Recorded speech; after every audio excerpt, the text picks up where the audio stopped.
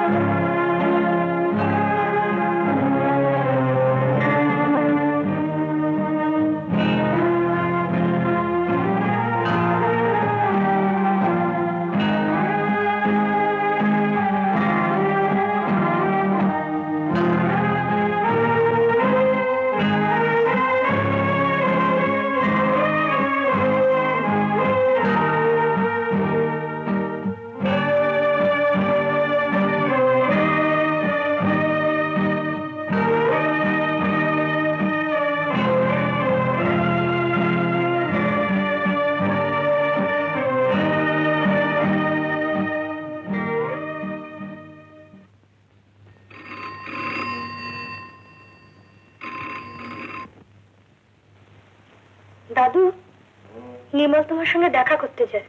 কখন আসতে বলবো? নির্মল মানে আমাদের নির্মল? তা আমার সঙ্গে তার আবার কি দরকার? ওর তো তোর সঙ্গে সব কি দরকার যদি জানতে চাও তুমি নিজে এসে টেলিফোন ধরো। কি একটা জরুরি বিষয়ে কথা বলবে। টেলিফোনে হবে না, বলছে সামনাসামনি বলতে চায়। তো সেসব কথা আমাকে বলে লাভ, আমি তো অনুমতি দিয়ে রেখেছি। ওকে বল তোর বাপকে লিখতে, কারণ কারণ সেই তো তোর লিগ্যাল গার্জিয়ান। কি হলো? বিয়ের ব্যাপার পাকাপাকি করতে হলে আমরা তোমার অনুমতির জন্য অপেক্ষা করব না। বাবাকেও চিঠি লিখতে যাব না। বাবা এত? হ্যাঁ, এ অন্য ব্যাপার। বলছে কি একটা বিষয় লিগ্যাল অ্যাডভাইস নিতে চায়। বিকেলে আসতে বলবো, ধরো 5:30। বল। হ্যাঁ, আসতে পারো 5:30। তোমার ডায়েরিতে লিখে রাখছি 5:30। লিখতে পারিস, তবে কোনো লাভ হবে না। তার মানে? তার মানে আজ বিকেল 5:30টায় আমার মিশনের বক্তৃতা আছে। ও মা, তাই তো। তাই কথা আগে বললে না কেন? আগে বলবো কি, তুই জানতিস না? আশ্চর্য দাদু, তুমি বাড়ি থাকবে না জেনেও আমি ওকে আসতে বলবো? কেন বলবি না?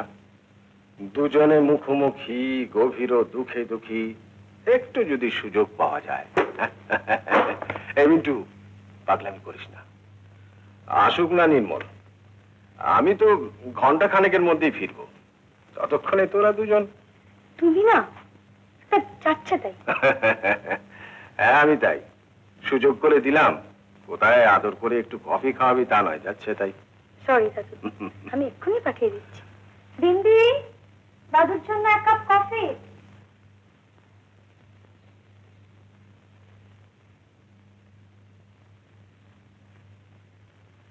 অদৃষ্টের সুধালেম চিরদিন পিছে, অমোঘ নিষ্ঠুর বলে কে মরে ঠেলিছে। সে কহিল ফিরে দেখো, দেখিলাম আমি সম্মুখে ঠেলিছে মরে পশ্চাতের আমি।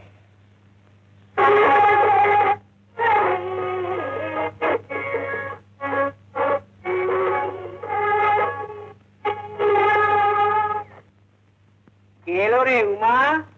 দাদা, এই শেষ, এরপর বাজার ফাজার যা কিছু করানো এই মধুকে দিয়ে করাবি। কে কথা বললো রে উমা? দয়া করে তুমি একটু চুপ করবে? ছোটা তুই একটু থাম তো। পাগল করে দেবে আমাকে। উমা, কেউ কি আমাকে কিছু বললো?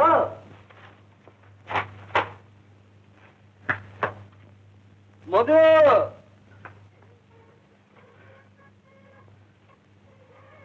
আচ্ছা ছোটা, তুই তো অবুঝ মোষ, মাঝে মাঝে হঠাৎ আমার বাবার উপর চটে উঠিস কেন? আমার ভালো লাগে না। বুড়ো মানুষ কোথায় ধমকম নিয়ে থাকবে, কীর্তন কত কথা শুনবে, তা নয় কানের কাছে ওই এক ট্রানজিস্টার, আর কখন কে কোথায় কি বললো আর কি করলো সবের মধ্যে না করবে। হাসিস না, এসব দেখলে আমার মাথায় রক্ত চড়ে যায়। সেদিন মাকে কি বললো জানিস? জানলা দিয়ে তুমি কার সঙ্গে কথা বলছিলে গো? বোঝো? জানিস তো বাবা চিরকালই ওরকম। ছেড়ে দে না বাপু। ছাড়তে আর পারছি কই। দাদার সাহস ছিল, ওকে ডেকেছে। আর আমি দুর্বল, তুই তো আমার থেকেও দুর্বল। নইলে প্রদীপের মতো একটা ছেলে যখন তোকে। ও কথা থাক ছোটা। কেন থাকবে? একটা মানুষের খেয়াল খুশিতে আমাদের কামনা বাসনা ইচ্ছেগুলো সব জলাঞ্জলি দিতে হবে কেন? আমরা মানুষ নই? তোর আমার জীবনের কোনো দাম নেই? প্রদীপকে বাবা বাড়ি থেকে যখন অপমান করে তাড়িয়ে দিল, তার অপরাধ কি? না সে কায়স্ত। একবার ভাবলো না তোর কি হবে? ছোটদা, কেন সব পুরনো কথা তুমি মাথা গরম করছিস? আমি ভুলতে পেরেছি, আর তুই পারিস না? মনকে চোখ ছেড়ে লাভ নেই ওমা। ভুলতে তুইও পারিসনি, আমিও পারবো না। অফিস যাবি না? কি রে? অফিস আমার কয়েদখানা। গলায় চেন বেঁধে আমাকে কয়েদখানায় ঢুকিয়ে দিল। এর চেয়ে বড় সবার আমার আর্থিক হতে পারে।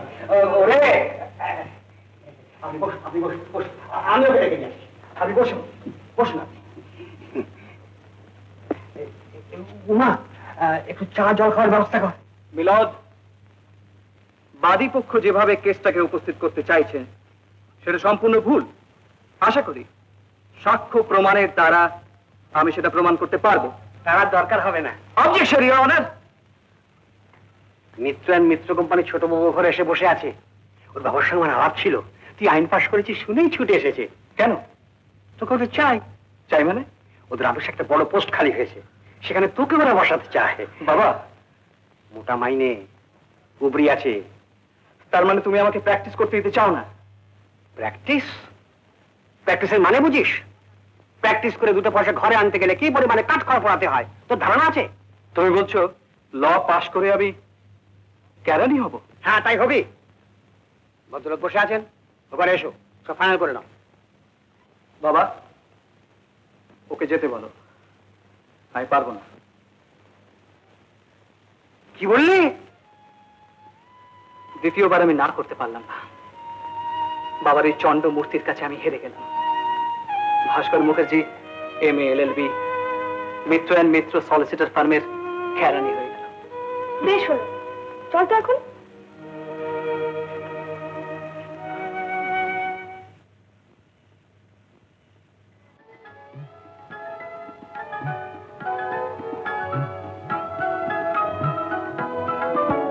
রামধনু রঙে লেখা আছে মনের মাঝে, ভালোবাসা দুটি কথা বলিতে মরি লাজে। রামধনু রঙে লেখা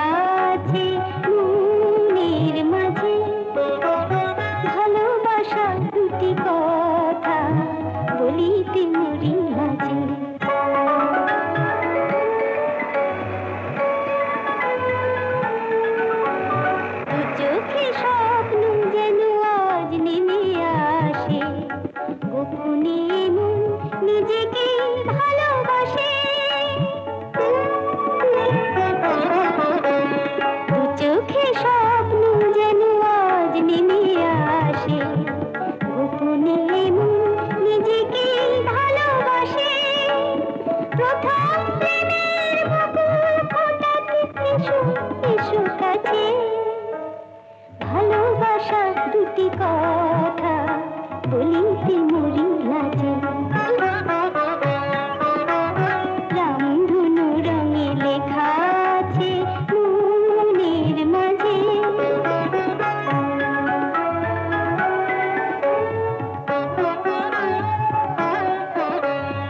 ঈশ্বরীর কাছে এসো, মন দেয়া নেয়া ভালো লাগে যদি, তবে তুমি ভালোবেসো। এসো প্রিয় কাছে এসো, গানে গানে আর সুরে সুরে খেলা চলে। মন যার সাথে মনে মনে কথা বলে, সে আমার মনোনিমায় আজ এই সাজে। ভালোবাসা দুটি কথা বলিতে মরি লাজে। রামধনু রঙে লেখা আছে মনের মাঝে।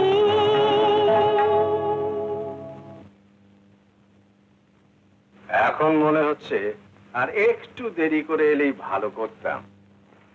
রামধনু রঙে লেখা আছে। বাহ,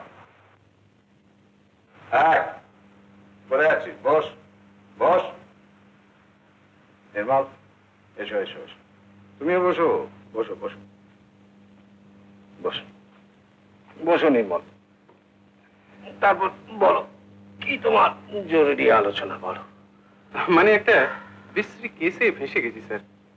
এসে গেছো মানে তুমি আসামি? আগে না, ঠিক সেই অর্থে নয়। তো আমাকে কেসটা সওয়াল করতে দেওয়া হয়েছে স্টেটের তরফে। তো মামলাটা কিসের? 292 ধারা।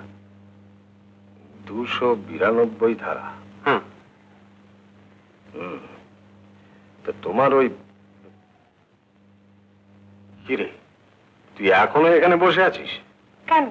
আমি এখানে থাকলে তোমাদের কি অসুবিধাটা হচ্ছে শুনি? কি আশ্চর্য! আরে শুনলি না, ধারাটা হচ্ছে 292। তাতে কি? না, ওকে এখন বোঝাও। ওরে ছড়ি, এটা হচ্ছে ল অফ অবসেনিটি, মানে অশ্লীলতার দোষে অভিযুক্ত কোনো কিছু নিয়ে আমরা এখন আলোচনা করবো আর তুই এখানে বসে। না না, তুই যা। সত্যি? আবার সেই লেডি চ্যাটার্লি, বিবর, প্রজাপতি, রাতভরে। দেখেছো দেখেছো, ছড়ি সব মুখস্থ, পটাপট নামগুলো কেমন বলে দিচ্ছে। রাত্রে যাওয়ার সময় খেয়ে যাবে কিন্তু। আচ্ছা, তারপর বলো নির্মল, তোমার কেসটা কি? আর আসামিকে লেখক, প্রকাশক না মুদ্রক? তিনজনের একজনও নয়। আমরা গ্রেফতার করেছি একজন পুস্তক বিক্রেতাকে। পুস্তক বিক্রেতা? হ্যাঁ, তো তাকে ফাঁসালে কেমন করে?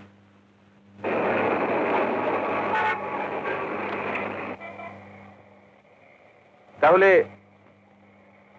সোমবারের আগে একটা কপি আমরা কিছুতেই পাবো না? কি করে দিই বলুন? প্রকাশকের নির্দেশ। প্রকাশক এমন অদ্ভুত নির্দেশ কেন দিলেন বলুন তো? বই ছাপা রয়েছে অথচ। সে অনেক ভজঘট ব্যাপার মশাই। বইটার প্রথম সংস্করণ বেরিয়েছিল ঢাকা থেকে, আজ থেকে 40 বছর আগে। আর বেরোবার সঙ্গে সঙ্গেই বইটা অশ্লীলতার দায়ে বাজেয়াপ্ত হয়ে যায়। তখন ব্রিটিশ আমল। কলকাতা কোর্টের এক সাহেব ম্যাজিস্ট্রেট বইটা ঠিক 40 বছরের জন্য বেআইনি ঘোষণা করে রায় দেন। ঠিক 40 বছরের জন্য একটা বই বেআইনি হলো, এটা কেমন? ওসব বুঝি না মশাই, তবে শুনেছি আজ অর্থাৎ 17ই মে সেই 40 বছর পূর্ণ হবে। কাল রোববার, সুতরাং সোমবার থেকে বই পাচ্ছেন। কিন্তু কাল বিকেলে ফ্লাইটে যে আমরা বাইরে চলে যাচ্ছি। বাইরে মানে? তানজানিয়া। তানজু আফ্রিকা। সেখানে চাকরি করেন বুঝি? হ্যাঁ, ছুটিতে এসেছিলাম।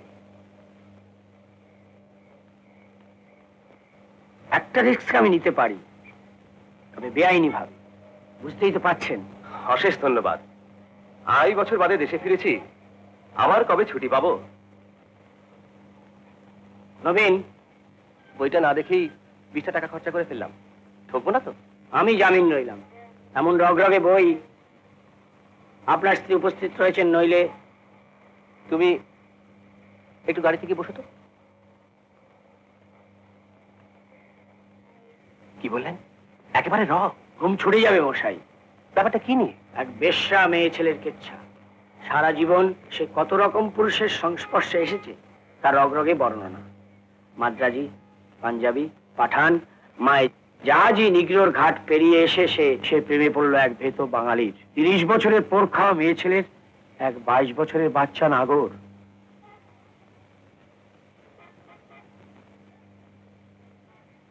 কাশ্মীরটা সোমবার তারিখে কেটে দিলাম।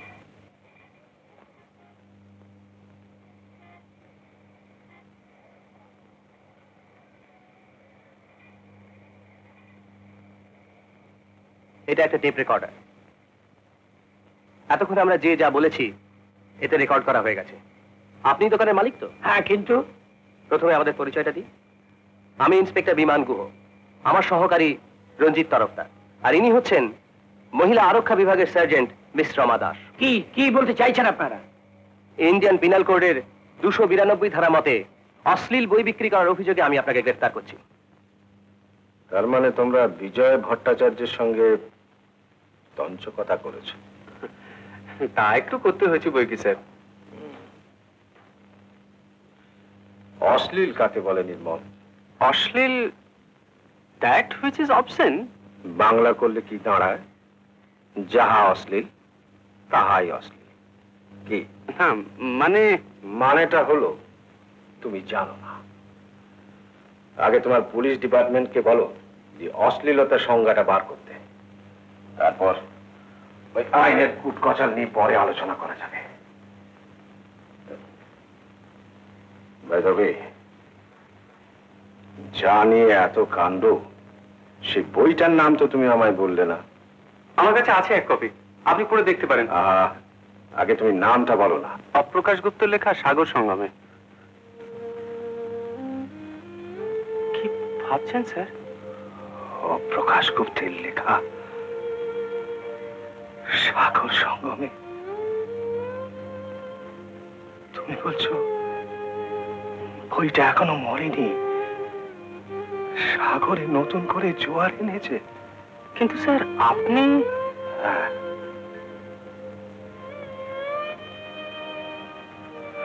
আমি পড়েছি। 1935 সালে ঢাকা থেকে যখন প্রথম বেরোয় আমি পড়েছি। সেদিন বইটা পড়ে আপনার কি মনে হয়েছিল? নির্মল, নির্মল, এ নিয়ে আমি আজ তোমার সঙ্গে কোনো আলোচনা করব না। তুমি বরং আরেকদিন এসো। মিন্টু, বসো, আমি পাঠিয়ে দিচ্ছি।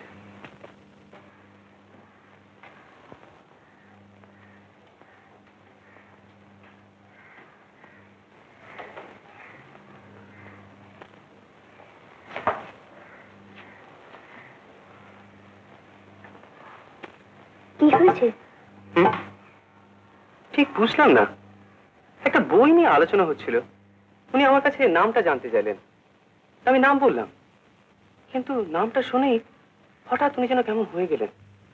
ওর মুখ চোখের দিকে তাকিয়ে আমার রীতিমতো ভয় করছিল মিনতি। কি বই? সাগর সঙ্গমে, অপ্রকাশ গুপ্তের লেখা।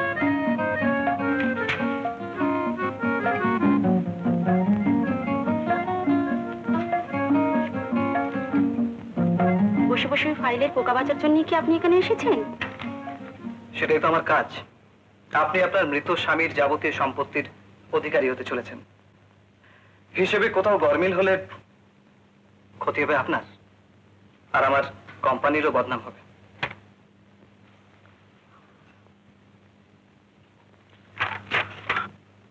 এই অ্যাঙ্গেল থেকে না আপনাকে অনেকটা অ্যাপোলোর মতন দেখায়। অ্যাপোলো? গ্রিকদের দেবতা। আপনি দেখেছেন? হ্যাঁ, ছবিতে পাথরের মূর্তি, দেখতে অনেকটা আপনার মতো। আপনার কল্পনা বেশ খেলে ভালো। আমি কিন্তু মোটেই কল্পনা বিলাসী নই ভাস্কর বাবু, বরং বলতে পারেন একটু বেশি বাস্তববাদী।